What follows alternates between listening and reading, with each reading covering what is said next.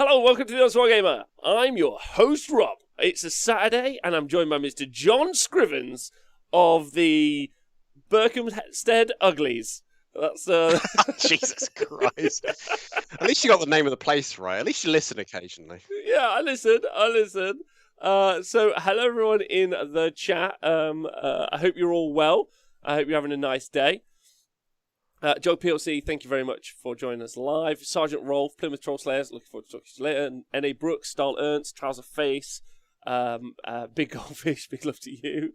Nicky D. Williams, where's John's nickname? Yeah, John doesn't get a nickname today. He's the white toast of the show.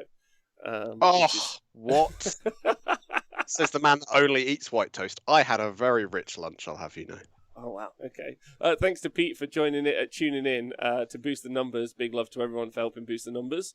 We're doing pretty well at the minute, really. So if you guys are listening to the podcast, I'd like to say thank you for staying hydrated. If you get any opportunity to watch us live at any point over the next month, that would be great. We're trying to get those average numbers to 100 so we can hit partner status, which means we can do more emotes. There's also some other little cool functionality that's going on with Twitch at the minute, which me and John are exploring, some integration and some other stuff.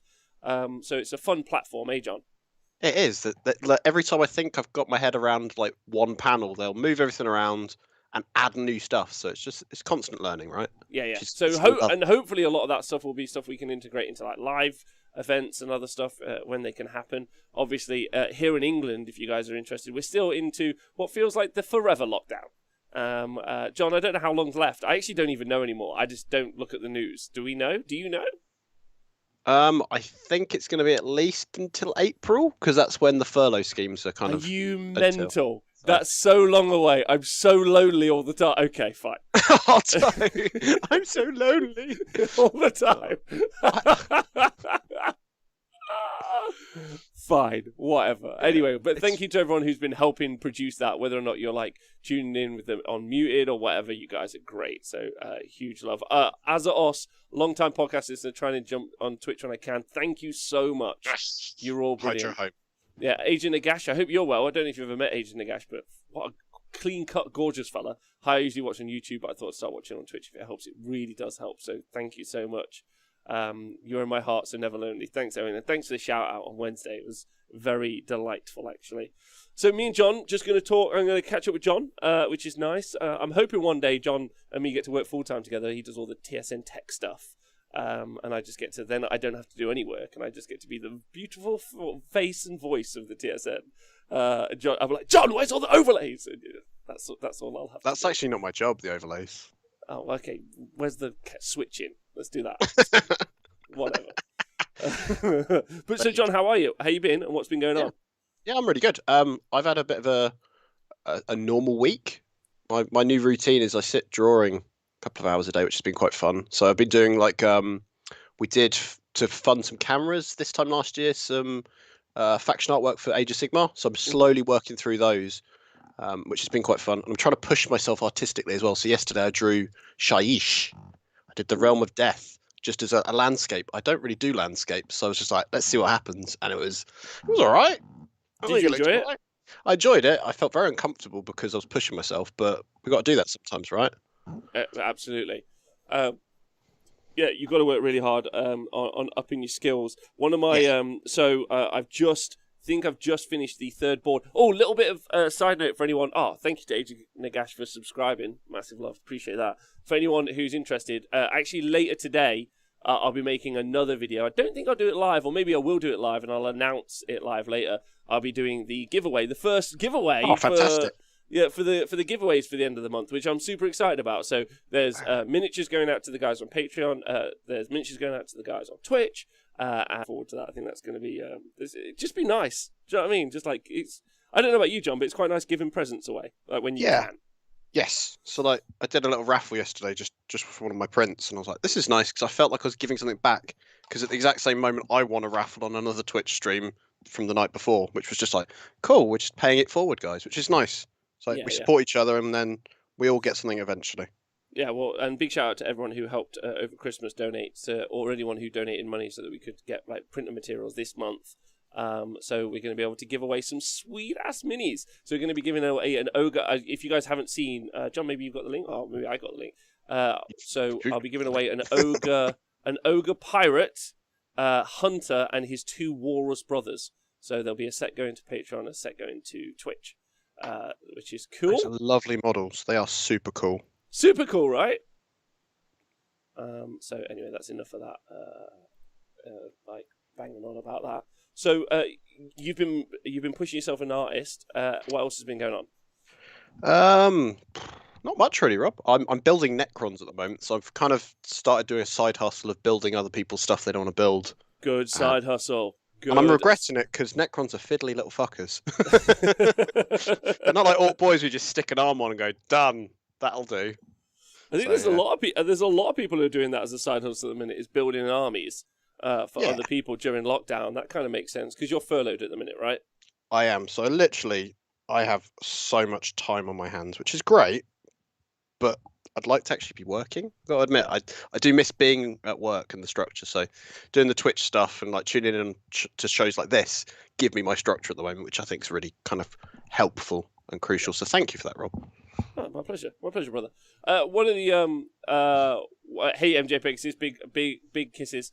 One of the things actually, don't forget, is next weekend a whole weekend of live coverage. It's Hammer Time 7. Yeah, Hammer Time 7 all of Saturday. Will be the competitive Age of Sigmar event, and then the Sunday will be the Joke Around Gargant event, the Mega Gargant event, which is the same thing. It's all on TTS, but we're going to try and make it look really nice. We're going to have a great time. We'll obviously do a list review show, so I'm very much excited about that. It's going to be really, really fun. And more and more people, thanks to Owen and other people in the community, getting into playing TTS. So I'm looking forward to seeing what the numbers are like for that. So if you guys want to tune in. So what are you building at Necrons? How are they to put together? So I started off just with the first box on the pile, but Ophidian Destroyers, which are the ones that look like the old sort of wraiths. And they are fiddly as anything. Oh, really? Yeah. But that's cool. I like a challenge. And that's what I'm trying to do, is challenging myself, so why not, right? So there's lots of little bits. Like they've got random little necks, which is something I've never seen in a kit before. Like a neck to stick the head onto, rather than it being built in. But that's cool. That's weird. I I don't want to talk about it too much, but like I'm loving modular kits at the minute, like where it's just joined at an elbow, so it's easy to build. Yes. Like and fairly posable as well. I'm finding it's fairly posable, which is pretty good. Question to you and question to the Twitch chat. Hey Tristan, big love. Thanks also for the compliment about Thursday's show. I really enjoyed it, and I really appreciate the message about it. That was super nice. Chris Seaby, I assembled 15 Alapexes and 16 Namati for a friend. Not the best fun. No, that sucks. Have I been watching the Nopen games? They've been great fun. I have tuned in on several occasions, Gork and Walk. I haven't had time to sit down and watch the whole thing, but I have tuned in. I definitely have. Building Frigo Guard, very dated but very lovely modular kit, says Owen. That's good. I was going to ask everyone, what's everyone's favourite kit that they've built, and then their least favourite kit that they've built? Ooh. John?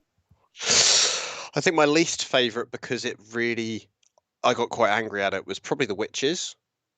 So Drakari witches are spindly little models that I found if you don't quite get them connecting, I was close to throwing them across the room, and that's not normally my way with kits. I'd probably say my favourite kit to build, though, would have to be, I built a load of the gun haulers for the Carriage on Overlords. I love the way that they all fit together.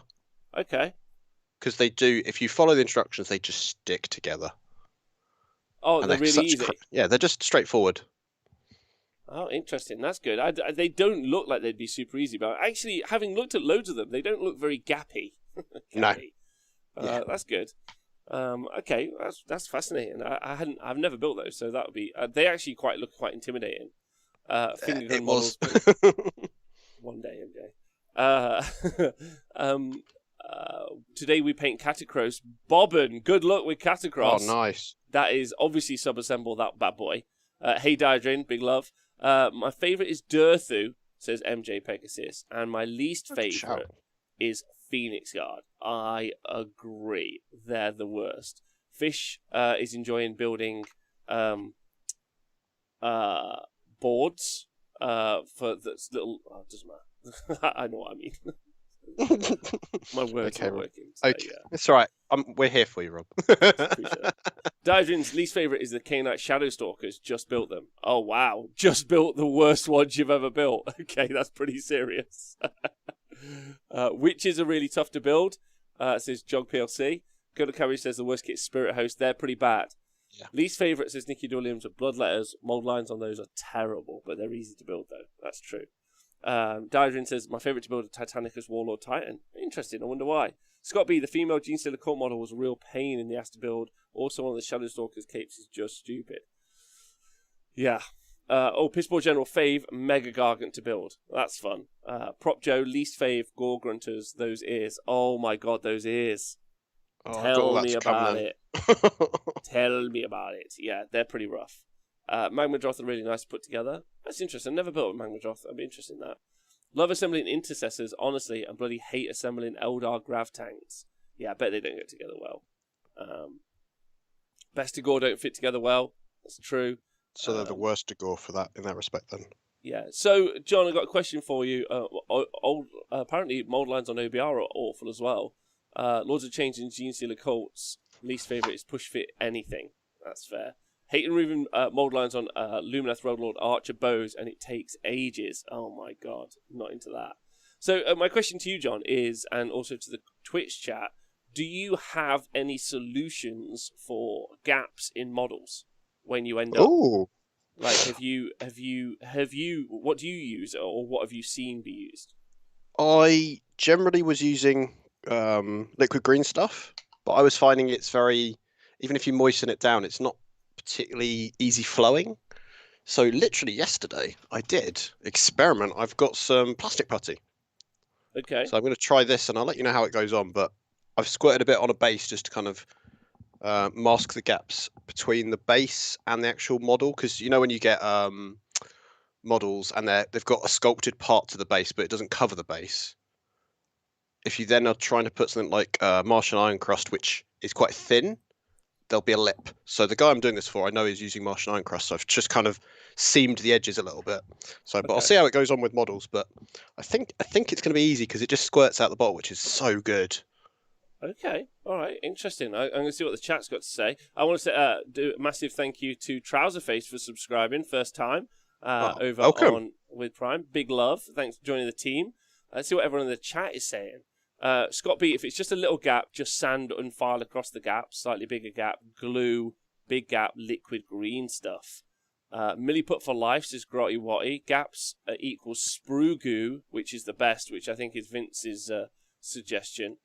Tiny gap, super glue, big gaps, green stuff, says Chris CB. Vallejo plastic putty is good. Plastic putty is best, says K-Dread. Watsnick says Milliput is great for gaps. You can water it down really smooth for fine stuff, and it takes to sanding better than green stuff. Least favorite OBR catapult was the Necropolis Knights. Thanks, Tristan. Pittsburgh General says overglue poly cement, leave 24 hours dry, scrape off excess with mold removal. Had made filling gaps on the ghosts so easy. Fair enough. I've squirted a bit on the base. There's another t-shirt idea for you. Thanks, Stal. Jesus Christ. Can't say anything these days, can we? And also baking soda plus super glue, like in this video. What the flip? Baking soda plus super glue. Oh my god, who's this? Geek Gaming Science. How are there like YouTube videos which I still have never, YouTube channels that I still have never heard of with 120,000 subscribers? Like, how is this a thing? Because you sit in that box room 3D printing stuff at the moment, Rob. You don't look at YouTube, that's why. Actually, I mainly do terrain. Terrain's my jam now. That's all I care about in the world is terrain. Terrain's sweet. Terrain's sweet. I can't wait to get these boards finished. I'm looking forward to it so much. It's going to be really good. Liquid green stuff is not even liquid. It's the worst. Agree with that, Knigget. Like, it's rubbish. Baking soda and super glue is the one. Wow. Okay. John, we should include this video in the show notes. So it's by Geek Gaming Sciences, and it's how to fill gaps on models without liquid green stuff. Super glue hack. Yeah. Well, why not? If it's an easy way of doing it, why not? Especially if it says the word hack in it, it makes it cooler, right? That's science. Science is how to. That's what we should do for the shows. How to play Death Guard hack. The science behind Dark Angels. Yeah. The 10 secrets no one wants you to know about. Insert this. I think is going to be the one. Right. Steins. Agreed. So, John, you're building those Necrons. Which Necrons are you building specifically? These are the Ophidian destroyers. So they're the snaky-bodied ones. Okay. These guys, I don't know if the camera's going to pick it up all right, but... Okay. With the big blades. They're cool. I look forward to shooting them off the table. More on the terrain train. Can we see your work in progress somewhere? Anyway, yeah, I think I'm going to make... I've just got a couple of prints to come off today. Then I've got the giveaway stuff to sort and a couple of other bits. And then I'm going to make a quick video, I think, of the train that we've got so far, which has been an interesting journey so far. We've got 3 boards definitely done for terrain, Scrivs. So we've got Ollie Town, which is our city, which has got a war cottage and a couple of other like little villages. Yes. So that's Ollie Town. Then we've got an elven forest board that we've got, and then we've also got a like elven kind of like it's not got any forest in it though. It's got buildings, so like an elven. Was that the library tower? Yeah. That's that beautiful building. Yeah, there's a few of those, so that's fun. And then the other one is like a Seraphon kind of like Aztec temple board, which is cool. Quite cool. Yeah. So all themes that you wouldn't necessarily get to see if you just bought straight off the shelf terrain, really. Yeah, exactly. A question is what is a war cottage, and does it involve war cottaging? Great question. There's John. If you carry the show a sec, I'll go get the war cottage to show on screen. Okay. All right, carry on. Okay, yeah, cool. So what are you guys up to at the moment? That's the question. So let's see. Let me see what you're all chatting in the chat. So I'm going to quickly save that link as well. It's Luke ABS did the hack. There we go. So that guy does a lot of basing stuff. So at the moment, what would you say your preference is for basing texture, guys? So I used to use a lot of the Games Workshop stuff, and then realizing it wasn't very economical was kind of then I went down the route of the Vallejo thick muds and stuff. What are you guys using for it? Yeah. And has he got the cottage? Has Rob got the cottage? Oh, yeah. Where are you revealing the cottage from? This is the war cottage. So if you guys can see, so it's like a nice little L shape, but it's pretty big. I'll hold up a Death Guard dude next to it for some scale. I'll put him inside. That is pretty impressive. Yeah. It's quite good. Yeah. Like, pretty happy with that. Now it's all put together, ready to spray. So that's pretty cool. I'll try and get a bit closer for you guys to see. Detail's pretty great. Really happy with that. That's a skyscraper. Thanks. So that's cool. So that's going to be on the Ollie Town board. There's a couple of those, and then this is again obviously not painted right now. But if you guys, it's black, so you'll probably not see very well. But it's kind of an elven. Let's call this a war cottage as well. An elven war cottage. They're all war. Every building's a war cottage now, Rob. I live in a war cottage now. I've decided. Yeah. It's a battle yurt. Yeah, they're all war cottages. it's our summer home. Yeah. So there's some stuff I've got to do. So I haven't done the cleanup on this yet. So there's some bits to pull out. But big shout out to Hawkeye. I don't think he's in the chat today. But Hawkeye. These are all done on an Ender 3 Pro, by the way, which is a 3D printer that's about £220 in the UK. So not super expensive, but they do take ages. So you're looking at like a week's print to produce both of those basically. So it takes a while, but the quality is really nice, and I've just dropped the quality down. Like the height that the nozzle goes from the bed is there's different suggestions of height, but I was rocking at 1.6, and then I got 1.2, and then a Hawkeye suggests I go down to 0.8, and I've just got a print coming out now, and it does look like the detail's just that tiny bit sharper. And I was talking to Fish as well recently, and he said, "Oh, don't worry about the quality. Like it's not that important because it's just terrain. And I'm like, that's the thing about it. I think you can dial the quality in, so you end up with some amazing terrain. So anyway, I'm just looking forward to getting paint on them. To be honest, John. Yes. Yeah. The layer height. That's it. The layer height of the nozzle is what I'm talking about there. Combat shed terrain meta. Who would live in a house like this? That's a great question. It's got it's actually hollow. So one of the things I think I'm tempted all buildings are, Rob. Fucking hell, John. Fucking hell. I'm sorry. Why are you here? I'm here all day. I'm very tempted to put some tea lights in, or like some like little electric lights inside, so that it glows yellow out. I don't know. It's very bright in the arena, so I don't think it'll ever matter. You won't really see unless we do smoke machine videos. I think we should like a vape machine where it just spits out of it. Yeah. Hot takes of Scrivo. I know that's unnecessary. Top tip for undercoating 3D printed terrain: use artist black gesso, fill an undercoat in one quick layer. Thanks very much to Owen for that. Ooh. So gesso is canvas primer basically. So it's pretty forgiving. Thick. Is it thick? Relatively, yeah. Okay. All right. Well, that's interesting. I'll have to pick some of that up. Thanks, Owen. I'll do that later. I'm actually I'm more just planning to do it all not in one day, but I'm more just I'm getting the terrain like set up and like primed and like cleaned up and all that other stuff, and then I'm just going to go nuts over like a weekend. I think is going to kind of be my main thing, and just get real messy instead of trying to do it piecemeal. Yeah, because otherwise you're constantly tidying up after yourself. Whilst if you spend a day doing priming one table's worth, it's all done in one hit as well. Makes sense. And then just go crazy with it. Take up vaping for cinematic purposes. Sorry again, I might do that. You get scenery scale vape machines make a wizard's tower and have a little puffs of smoke coming out of the chimney for the maid's reaming board. That would be cool. 4Tracks, thanks for subscribing. I mean, it would be super sweet to do like a little fountain and have the water actually like going around. That would be fun. Yeah. That would be fun. Yeah. Be different. A terrain marathon. That's going to be the plan. Oh, yeah, I could do it as a Twitch thing, couldn't I guess? If I ended up... I wanted to try airbrushing and get better with airbrushing by spraying the terrain. Yes.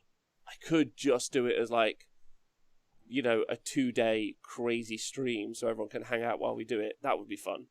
Because you could set up a camera from up like a bird's eye view showing you, so then you could do at the end of it a sped up shot of you kind of just doing all the terrain.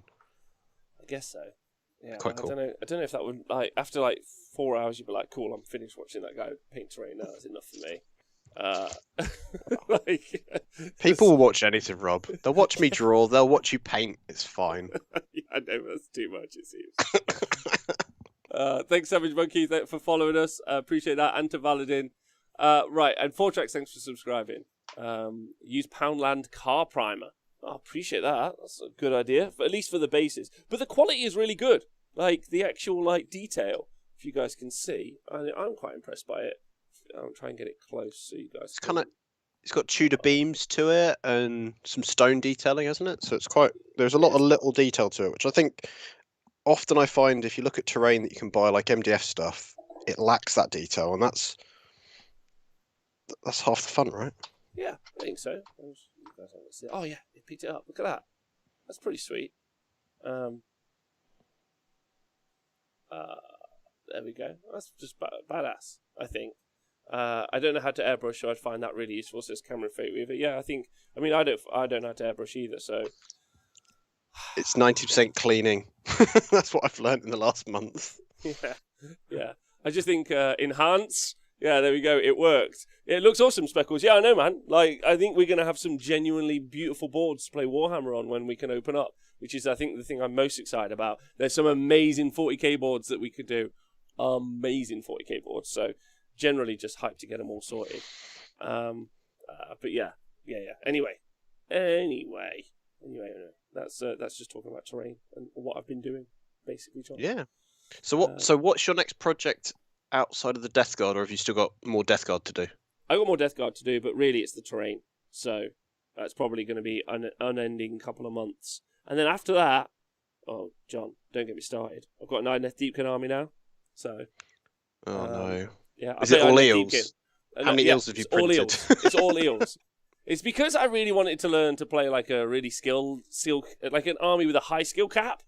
Yeah. So I chose a whole eel army, but they're elves riding sharks, slightly different. So you guys, so if Games Workshop intern is listening, I play eels now, a lot. Actually, arguably, I'm actually going to sell every other army and only play eels. So if please don't change the points, or you're going to affect my hobby personally. It'll be the only thing that will hurt me, John. It will really hurt me. So please don't. So that's why you sold your Legion of Asgore, because now they can actually progress with that army. They can actually do something with them rather than just kind of leave it in a holding pattern. Well, I'm really happy about it because it just had all the points updates, FAQ, new Broken Realm. So my army's exactly where I actually want it to be. So as long as everyone is cool with me playing eels and only eels forever, yeah, that's my army. Are you going to put the buildings on MDF bases? I found a good way to make cobblestone sheets by putting D&D floor tiles below the bottom of the bed in the slicer program, and just print the texture not on the actual tile, then sticking it on the terrain bases. Oh, that's really interesting, Chris CB. Thanks. Yes, I was tempted to put it on some MDF bases because I was thinking of getting real creepy weird with it, John. Because there's some really fun little like extra 3D prints that I'd like to put on, like a couple of like campfires, some little market stalls. There's a really fun one where it's a cloth merchant, and so I just thought about putting like a little like external like stall outside. I don't want it to affect the game too much, yeah, if that makes sense. Yeah. So what you're telling me is you're wanting to set up a Mortal Realms farmers market in the middle of a battlefield. Is it a dungaree merchant? Yes, that's actually right. But you could at the minute I'm really hyper focused on just getting all the boards done. That's my main focus. After that, I think I could get really weird and get super fun on it and get contextual. Like I don't know if you've seen some of the cool MDF pieces of terrain. They've got like little shop signs, or like yes. I don't know what they're really called. They have, it's like an awning. Is it an awning? Yeah. From the side of a building, and it's got a little like. Yeah. This is terrible podcasting. One of these signs that does this. A flapping sign that flips in the wind. I don't know what they're called, but my shop's got one. What are they even called? What is that? Has your shop got one? Yeah, the landlords were referring to it as a flag, and me and the owners were like, "What are they on about? A flag? Is it a flag?" No, I don't think it is. That's what my Italian landlord calls it. I was like, there you go, hinge sign. Hinge sign. Thanks, MJ Pegasus. He also put wow. Also, all of you fuck off, apparently. In our defence, we probably have more social interaction with people through a microphone and a camera than actual real life at the moment. So we're excused. Oh, big shout out to JJ number 10. Hope he's doing well. A path to partner. Let's go. We got this. We got this, boys. You guys have all been amazing. Just getting those numbers as high as possible. It's been so good. So thank you. Howdy, folks. Hope everyone is well. Just popping in. Pete, I hope you're well, and I hope the water leak isn't too bad in your house. But yeah, anyway, so I thought it would be fun, John, because like we did with the Super Series terrain, it all had a story, each one of the boards. So what I'm going to do is I'm going to paint it up, and I'm going to make a little video, a little trailer for the place. So Ollie Town's going to have a backstory. The little woodland village is going to have like a little backstory, which I think is fun. And it would be super fun if the buildings are named. So it's not just like the War Cottage, but instead it was like I don't know, Steve's Barbican or something. Like, yeah, and it's like the shops are a person. Like you're like, oh, we're fighting over Butcher Steve over there's kind of territory, and it's like, it's like imagine like in Mordheim and stuff, you do that, right? Yeah. Right? The Caverns of Gasmore, never forget. I never will. It's written on the Caverns of Gasmore, Lotun's Ossuary, the Ersewood, and there's a bit of wood over the other one. So it's written in crayon on the wall, isn't it? That's the secret. That's the secret. Why don't you just wow us with a 5-second video of the board? Very haphazardly blundered through the rules and quickly rush to the next board. Seems to work for another company. So Slow Shocks EV. I guess I could do that. That'd be fine. The Sleeping God Beast Inn. In fact, actually, do you know what? Fuck it. I'm absolutely going to do a show where I'm going to let people just name the terrain. That's going to be a thing. We're absolutely doing that as a show. That's going to be a fun show, I think. There's actually signs like that we could actually get produced up. I can draw something up and then we can print it out and stick it to the signs, the hanging signs themselves. Well, that's it. Well, we've got Marcus Rock. Congratulations, John. Write it down. The Sleeping God Beast Inn is the name of the tavern that we're going to have in the town. You have done it. Yes, let's auction them. Marcus Rock. Oh yeah, could we auction them? Is that a thing? Yeah. Yeah. Why not? The pub should be called the Cock Insider.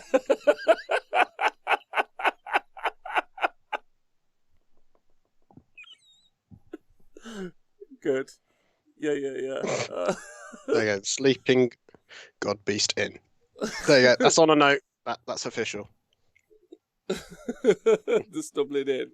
Cock Insider. Fuck. That's how you stir it, isn't it? Like, there's a couple of little houses that have printed out, but there's like two like quite fancy houses, and then there's two of the houses for the poors. So where I would live. So I'd be don't be rude to yourself, Rob. You wouldn't have a house. There's also 2 hobbit holes. I'd probably be in there with fucking Bilbo. You'd be going through his bins. That's what you'd be doing.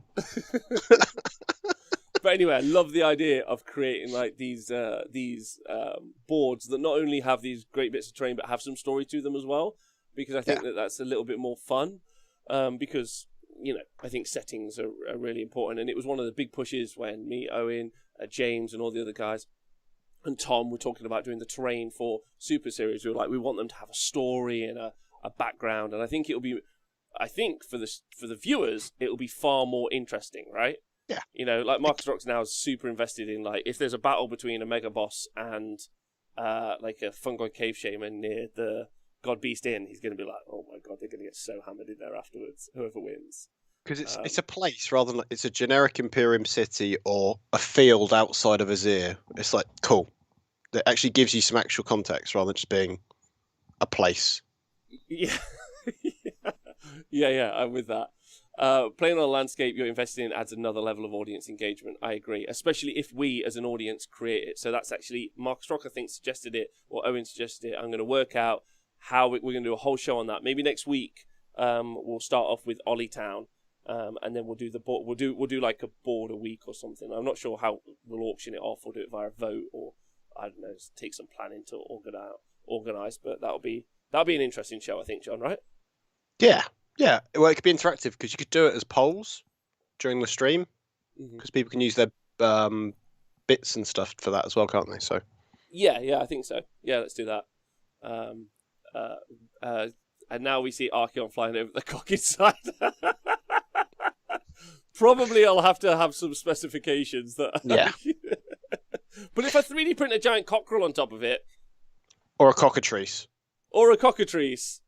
then we're good. Yeah, then we're good. It's got to be serious about. Fuck yeah, you guys are great. It's a great little day. It's so much fun. I'm looking forward to that now.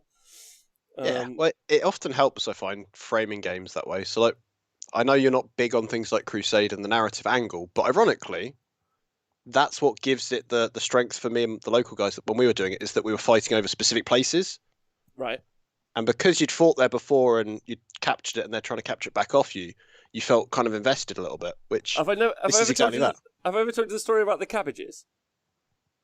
No? Is this an Avatar reference? No. So, a company, Tabletop Worlds, they do like a little merchants, but they also do as like a house, a merchant's house.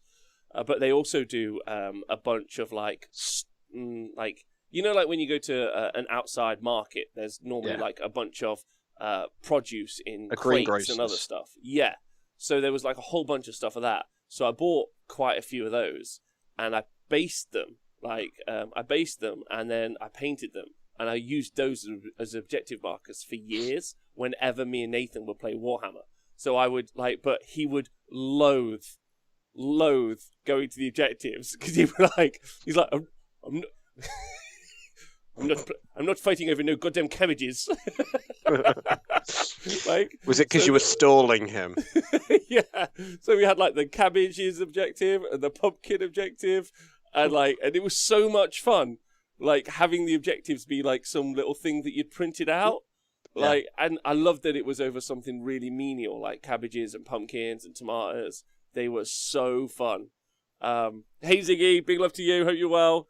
So yeah, I honestly, if I can make one hobby suggestion for anyone while they're in lockdown, find something inane or hilarious, or if you want to, dead serious, the icons of, something. The dead bones of a living orc saint or something, whatever you want, and then make some objective markers out of them. Do you ever make objective markers for your armies, John?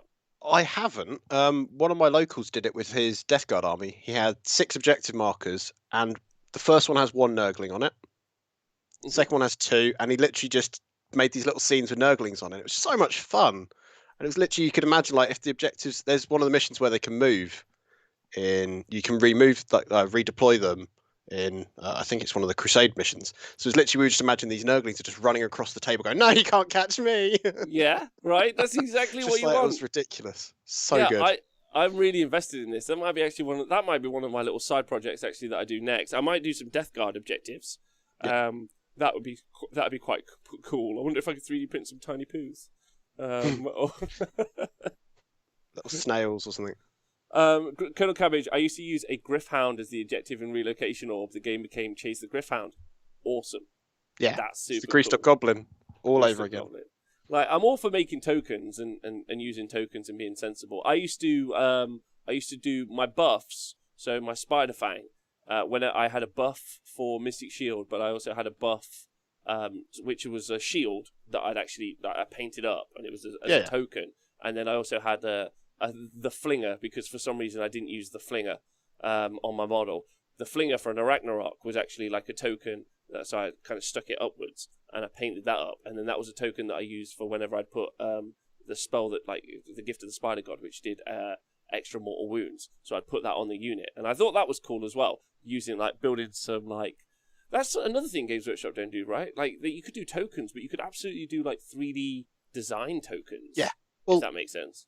A good example is there's an entire secondary in 40k where you put flags on objectives. They could make faction-based flags, and you just have them as a visual reminder that you've got a flag on an objective. That would be cool. Little flags. Yeah. Or what about swinging flags? Like Ancients banners for Space Marines. That sort of thing would make perfect sense for Space Marines to be dumping on an objective. That would be cool. Yeah. Lost opportunity. That would be so cool. Yeah, absolutely. Ziggy says that his objective markers are protest robs with numbers on the side. Oh, it's like one of those dancing TV programs where they're scoring. That's a 7. 7. It used to do the same with More Crushers on the objective until More Crushers got mad and attacked back. The weird bit is they make tokens for the Blood Bowl teams, but don't do them for big selling 40k AOS armies. Hermanist, that's a really good point. I had not thought about that before. That's crazy talk. No one would buy it if it were not a hobby community. Yeah, I see what you're saying. But we can't trust them to do it right, though, because the time they did 40k 9th edition objective markers, they were bigger than they're supposed to be. They did 50mm ones, remember? They did. But let's not talk about those fucky bastards. And Owen he's got models for 2 special shots on the Mortec crawlers, little cauldrons and steels. Actually, this is actually a really cool subject. Now I kind of want to do, because there's like 3 psychic powers that I definitely want to do for my Death Guard. And so I absolutely am going to find something that I can paint up that's going to represent those things. Yeah, because it makes sense.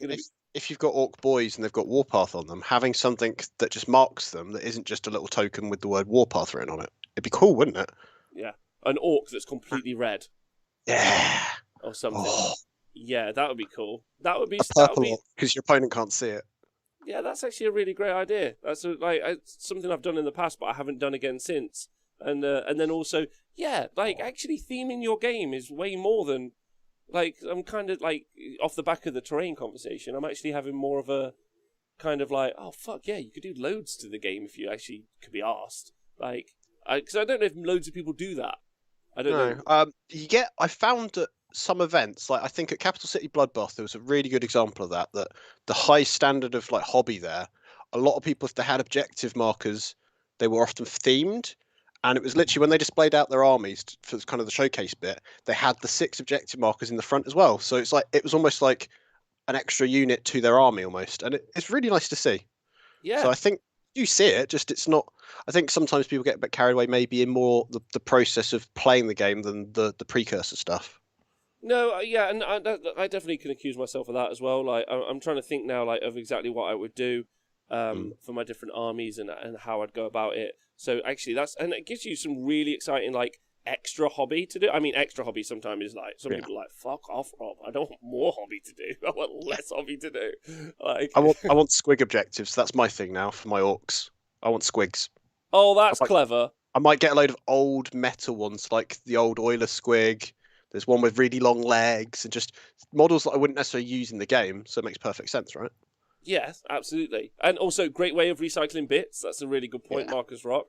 Lee Taylor, I've made some flags out of spare Plague Monk banners on bases as thematic objective markers, or leave on an objective that I control. That's wicked. Yeah, man.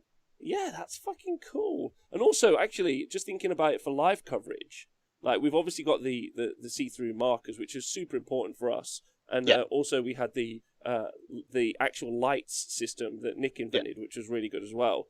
But it wouldn't be impossible for us to just produce some like generic objective markers for each of the different factions.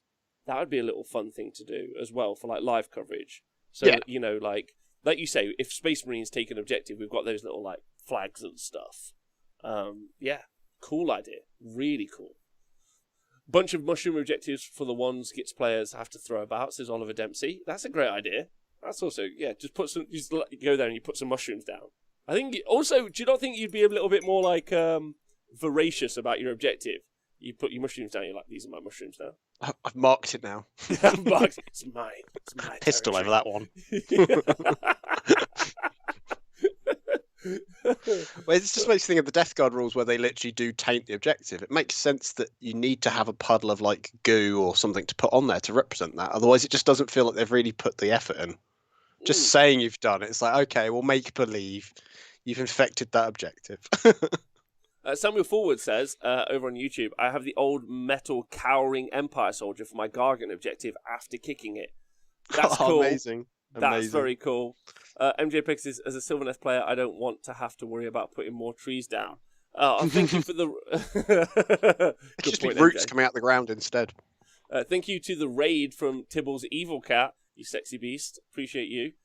A lot of people play with the flat objective markers, so how would models interact? Are the markers impassable or what? No, the objective markers would just be just there. They're just... So the way that I used, the 40k ones that we did, when we were doing it, when I could play sort of in the middle of the summer, I had that one marking who owned it, so the red or the blue bit, and if they had a flag or something, we'd put it in that ring, and then if it was in the way, we'd just move it, because we already had the clear ring kind of denoting it, and it didn't matter if we moved it. Well, that's why we made the clear rings flat to the table. So, like, there's no dramas. This is more just trying to make the board seem, like, more alive, actually. It's a visual cue, isn't it? It's nice. It's a fucking cool idea. So, actually, John, question when asked, I'm now going to add something to... I'm going to add spells, and objective markers are going to go on my list of things that I'm going to... So you're making 40k endless spells, Rob, is what you're telling me, that have no mechanical impact, but no mechanical impact, but something funky. Well, like Miasma of Pestilence, which is like -1 to hit, that'd be funky. I don't know what that would be then. Like maybe some flies or some. You could use the endless spell from Age of Sigmar with all the flies. The what's it called? Oh God. Which one? It's one that's like all the insects. John, I'm so unlikely to buy myself a virtual model ever again. I just want you to know that. I know. I'm just thinking what it was. Emerald Life Swarm. There you go. Grinaldi. Oh yeah, that's good. Yeah. I own that already. That's fine. That's what I was thinking, because you've chopped up half a box of them already to make conversions. Yeah, that's true. Yeah. Okay, fine. Absolutely. Yeah, good one. Chris Eby says, when I play Uruks, I have bases with piles of weapons as objectives on top of the Honest Wargamer markers. Boys have to protect their stash, becomes the game. Awesome. There you go. Yeah, that's awesome. That's awesome. Nice. Oh, thanks, Twitch chat and John. You've kicked my hobby into what was already pretty big drive into overdrive now. That's super fun. And also, if anyone out there does this already and wants to tweet me a picture, drop it in our Discord or any of that, I would be genuinely interested to see. So G Howard in the chat is the guy local to me that did the Nurglings. So I'll get him to send a picture over. Yeah, that's cool. They were really fun because it's exactly what you want to do, right? You're not going to put sassy Nurgling on a base of like an actual Space Marine dude. You're going to put it on its own objective marker on a plinth. Yeah. You want to do something fun. I don't know what you would do for Marines. I mean, you could do anything for Marines, can't you? Like, there's so many little bits out there. The flags was a good idea, I think. There's always spare bits. So, like, if you've ever bought any of the modern Games Workshop Marine tanks, they've got all this extra stuff that no one ever sticks onto the tanks, like tools and stuff. Perfect to just pile up as an objective. Yeah. Oh, Speckles has actually got some. Speckles' objectives are actually really nice. I played with him with those as well. He's got some like piles of dripping blood and bones for his flesh eater courts, which is but only 6 because I hate 8 objective games. He doesn't like too many things. That's why he plays with like 4 models, right? Yeah.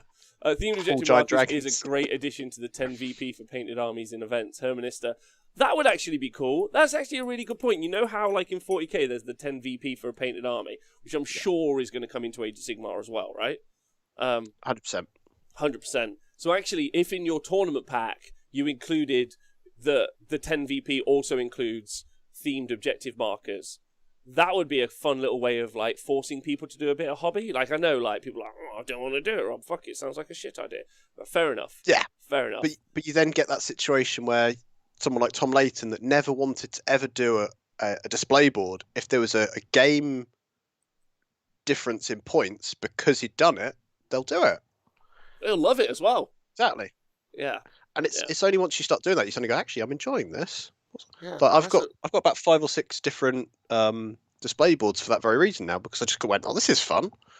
Super fun. Yeah, that's a fucking great idea. That'd be really. Here you go. I'll put it in the Discord. I've got a picture of some Nurglings. These are so fun. Sweet. Actually, we should come back to this as a whole show at some point. And we should this is a fun idea for like a craft show, John, that we could do in a few weeks. Go through each army, and then try and find suggestions of what could be used from like existing kits or other stuff. I mean, I think the whole point of this is it's meant to be super fun and creative. But I still think it would be a really fun little day of us all like thinking some stuff up, looking through the web store and doing some spare bits. I think because there's companies that make all, like you said about the guys that did the farm market. There's loads of companies that do weird like accessories that you wouldn't necessarily think they had a purpose in something like 40k, but suddenly perfect. See, I love the idea of the Ogre More Tribes guys, and they're just putting down like various meals, or like pots full of dinners. Oh, for the Gloomspite Gits, it shouldn't be mushrooms. It should be just piles of empty containers, because they collect little bottles, don't they? Yeah. That could be great fun. Just That'd piles of them.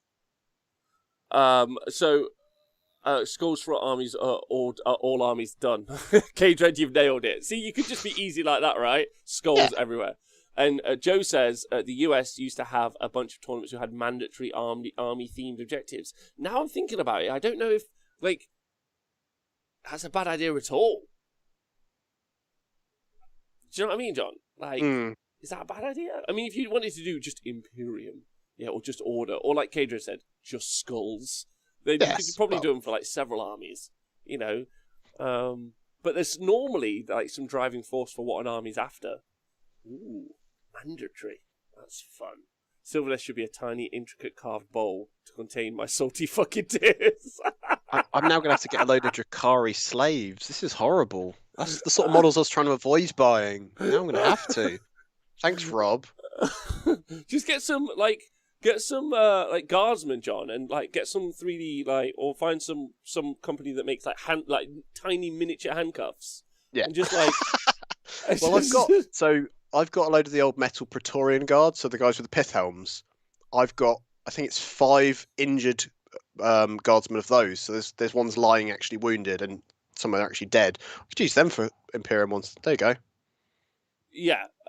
Flag down level stuff, saving these guys. Yeah, that works. That works. What else?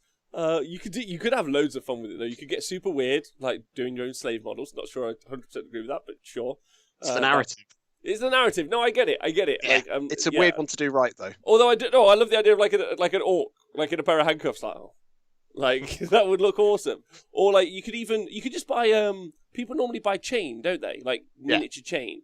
You could just loop that around a few models, around the neck sort of thing, and just, or something, or like sitting down and chain them up. That would be fun. Ooh, for my Dark Angels, I could just do lots of little watchers in the dark because those little creepy guys everywhere. That'd be fun.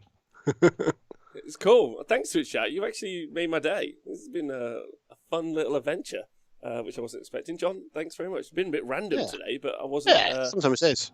Yeah. I like these days. Some days when it's just we're having a laugh and it's fun. But now we're going to definitely do a show on that now. And we're also 2 shows we've come up with on this show, so thanks very much.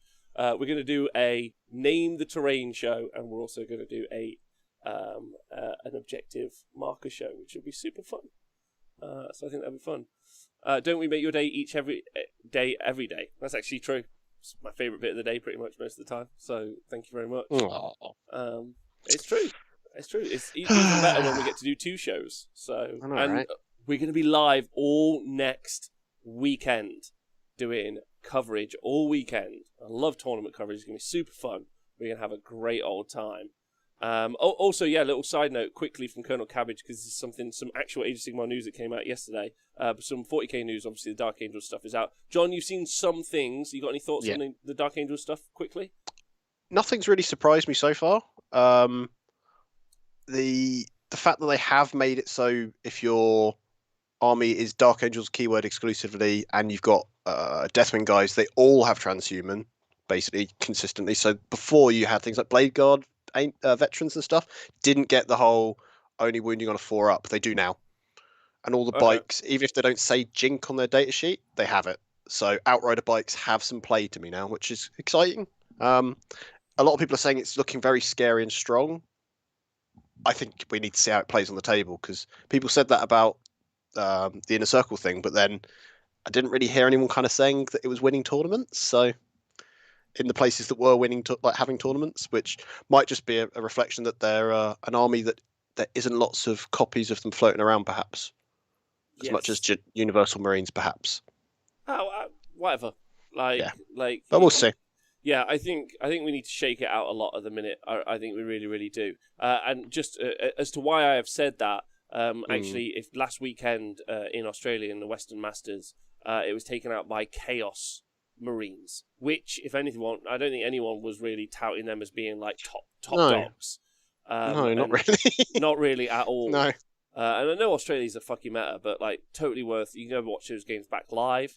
If you wanted to, but they're just also some really valid tournament results. So sometimes, like, there's a lot to be said for the armies that no one's really thinking about or talking about, which I think is really fun. But Ziggy's right. Maybe it's just on fun. Who knows? Age of Sigmar, we've seen our very first unit that's got 5 points on it, John.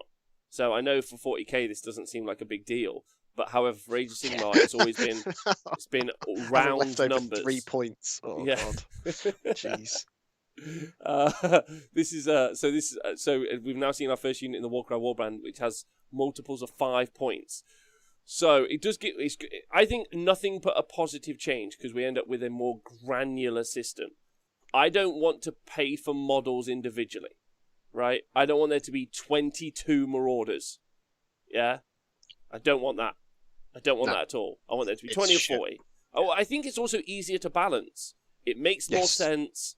It's a little bit more well constructed. Everything's just not quite as fucky. And I think that there are advantages and disadvantages. Like, let's say you have 3 eels in the army of eels, which I'll definitely be playing all of the time. Please don't nerf them. So 3 all the time. I've YOLO'd with my diamond hands straight into eels. Yeah. So protect the stock of eels. So it's also been round numbers of 10 Yeah, like so 10 points, like it's always ended in. So now we're going to have 5-point increments, but I do not want to see being able to buy individual models in a unit. This would suck the life out of it. Games Workshop discovered that if there are 10 different numbers in the digestible system. Oh, jeez. So yeah, loads to unpack with that. I mean, we're going to see more of this as time goes on. Started with the Gargan book where we saw Rubble, these 5 points. We're going to see more of this Age of Sigmar 3 stuff creeping into the game over the next few months. So it's going to be interesting to see how that turns out. I hope it isn't horrific, basically. But a better level of point scoring is useful, I think. And it's good. All right, John, you got any shout-outs before we head out today? Shout out to Ziggy, actually. Okay. Ziggy's a hero. He did some gift subbing when I was doing my art stream. Aww. Very, very kind of him. He's always so generous. Everyone is in this chat, and it's just like it feels like we're always very welcome with each other, and it's really appreciative, right? Everyone brings each other up and gives each other shit, but we also still support each other, right? Yeah, I just want to shout out all of you. You're all great. Special shout out to the fish today, but just all of you, great people. Thanks for tuning in, even if you can't be asked to listen today, because we're going to hit that part of Satanist. I promise we're going to do so many random weird emotes that are going to make no sense on other channels. It's going to be so much fun. Yeah. Can't wait. Coda Cabbage wants to shout out Agent Nagash for doing a great Beast of Chaos series, so we'll do that absolutely. And thank you to everyone in the chat for joining us live. Thanks to everyone on Patreon. I hope you're well. Join me and Dayton tomorrow. We'll be talking about the idolater stuff tomorrow, which is going to be super fun. And thank you to everyone who listens to the podcast. Stay hydrated. Have a nice day, and I'll see you soon. Bye.